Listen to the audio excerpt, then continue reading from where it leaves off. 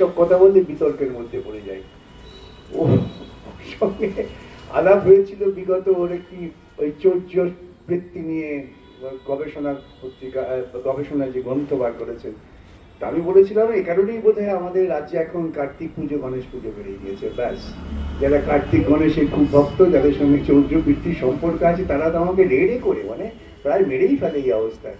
সাহস পায় না কাছে আসতে, দূর থেকে করে সাহস পায় না। এই জন্য হয়তো মমতা দেবীর মতো মানুষেরা আমার কাছে মানে আড়াল হয়ে আছেন, বর্ম হয়ে আছেন বলে। তো এইরকম ভাবে আরো গবেষণা করে অনেক বিষয় হাজির হওয়া দরকার, তাহলে আমাদের অনেক কুসংস্কার কাটবে, অনেক ভ্রান্ত ধারণা কেটে যাবে। আচরণ যে ধর্ম নয়, ধর্ম যে আচরণের থেকে অনেক ঊর্ধ্বে, ধর্ম যে মানব প্রেম, এই বিষয়টা প্রতিষ্ঠিত হতে পারে যদি আমরা আমাদের এই সংস্কৃত ভান্ডার থেকে বিভিন্ন রসদ হাজির করতে পারি। সেই কাজটা পরিক্রিয়া করছে, অনেক অনেক ভালোবাসা, অনেক ধন্যবাদ।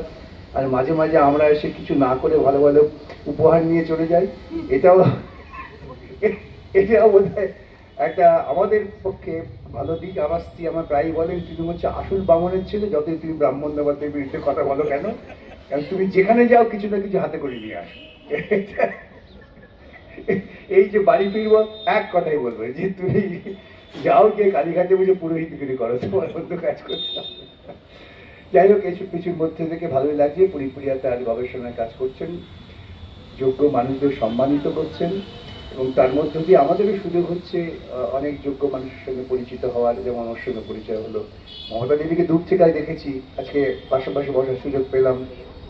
জয়িতা দেবীকেও তাই আগে আলাপ হয়নি। এটা ভালো হোক, আরো বিকশিত হোক।